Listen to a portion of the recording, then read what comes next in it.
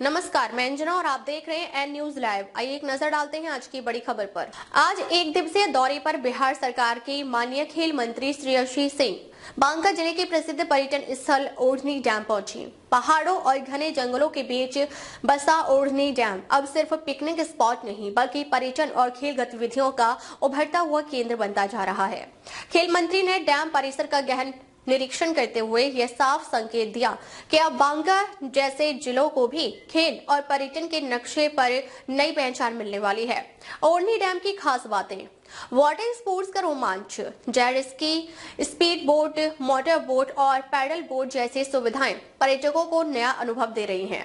जनवरी 2026 में यहां water sports academy स्थापित करने को लेकर निरीक्षण भी किया गया। पर्यटन सुविधाओं का विस्तार: बिहार पर्यटन विभाग द्वारा 3.45 करोड़ रुपए की लागत से आधुनिक कैफेटेरिया तैयार किया गया है। साथ ही ठहरने के लिए आइलैंड रिसोर्ट और होटल की सुविधा पर्यटकों को आकर्षित कर रही है। मनोरंजन और प्रकृति का संगम, बच्चों का पार्क, ओपन एयर थिएटर, सजावटी फव्वारे और थीम पार्क का विकास ओढ़नी डैम को पारिवारिक पर्यटन का नया केंद्र बना रहा है। बर्ड वॉचिंग और फोटोग्राफी के शौकीनों के लिए यह जगह किसी जन्नत से कम नहीं। दौरे के दौरान खेल मंत्री श्रेयसी सिंह ने पर्यटन के साथ साथ खेल गतिविधियों को और मजबूत करने के स्पष्ट निर्देश भी दिए। साफ संदेश है, अब पर्यटन सिर्फ सैर नहीं बल्कि रोजगार, खेल और विकास का माध्यम बनेगा। एन न्यूज लाइव के लिए बांका से संतोष कुमार झा की रिपोर्ट। मुझे लगता है कि हम जितना जमुई के हैं, जितने पूरे बिहार के हैं, सबसे पहला अधिकार हमारे ऊपर बांका के लोगों का है, क्योंकि बांका भी हमारे पिताजी की कर्मभूमि रही और जन्मभूमि से ज्यादा कहीं ना कहीं कर्मभूमि का अधिकार होता है। मंच पर उपस्थित यहाँ हमारे साथ चल रहे बौसी से आए, कटोरिया से आए हमारे भाई सौरभ जी, अधिवक्ता ब्रिजेश जी, भाई साकेत भी है, जो लोग दिखते जा रहे, रखाल बाबू भी है, सब लोग का नाम धीरे धीरे करके लेते रहेंगे। रमेश भी है, सौरभ भी है, जमुई से भी बहुत लोग चल रहे हैं। एक हमारे आईटी सेल के हर वक्त के अध्यक्ष समझ लीजिए, वैसे हमारे भाई सिंधु प्रताप भी है, हिमांशु भी है, सभी लोगों को साथियों, समाज सेवी रवि सिंह भी है। मैं सभी लोगों को प्रणाम करती हूँ।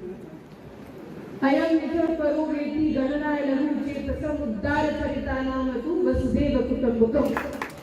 जनता ने हमको 2020 में जब पहली बार चुनाव लड़े तो अपनी बेटी, अपनी बहन मानकर सबसे पहली बार भारतीय जनता पार्टी की जमुई विधानसभा की सीट जीतने वाली एक बेटी, एक महिला बने। इससे पहले इतिहास में जमुई विधानसभा भारतीय जनता पार्टी नहीं जीती, और सिर्फ जिताया ही नहीं बल्कि जो 26,000 का किसी जमाने में रिकॉर्ड बना था, उस रिकॉर्ड को तोड़कर 41,000 के वोटों से एक नया रिकॉर्ड बनाकर 2020 में चुनाव जिताया। जब 2025 में तुरंत भैया तो अपना चुनाव लड़ रहे थे, जमुई की तरफ ध्यान नहीं होगा आपका क्या? दिनेश जी का ध्यान था थोड़ा थोड़ा जमुई की तरफ।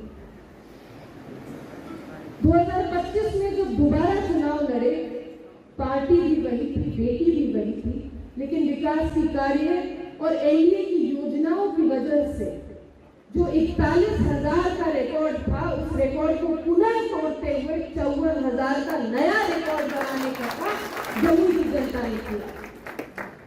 चुनाव जीत के जब अपने शीर्ष नेतृत्व के पास गए तो जैसे सभी लोगों को फोन आया, हमको भी फोन आया कि आपको शपथ लेना, आपको मंत्री बनाया जा रहा है। आदरणीय मुख्यमंत्री जी के कैबिनेट के सबसे युवा मंत्री बनने का सौभाग्य प्राप्त हुआ और 2 ऐसे विभाग मिले। ओढ़नी डैम का स्थल निरीक्षण करने आए थे। खेल विभाग के माध्यम से एक बड़े पैमाने पर स्टेट सेंटर ऑफ एक्सीलेंस को खोलने की चर्चा है, जिसमें कि वाटर स्पोर्ट्स में कायाकिंग और कनोइंग 2 ऐसे खेल जो ओलंपिक्स में भी खेले जाते हैं और अन्य अंतर्राष्ट्रीय कॉम्पिटिशन्स होते हैं, नेशनल कॉम्पिटिशन्स होते हैं।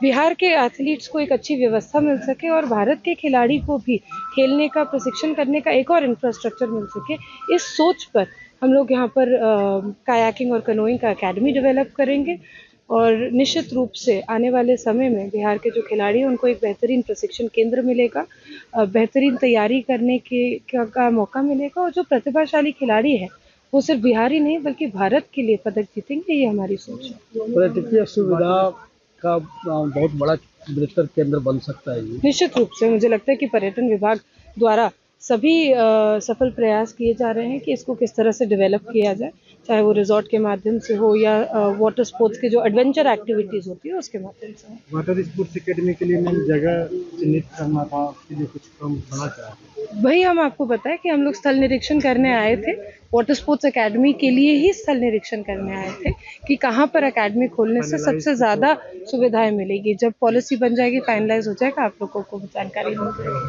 अब तक के लिए बस इतना ही। फिर मिलते हैं एक ऐसे ही बड़ी खबर के साथ। तब तक के लिए नमस्कार और देखते रहिए एन न्यूज लाइव।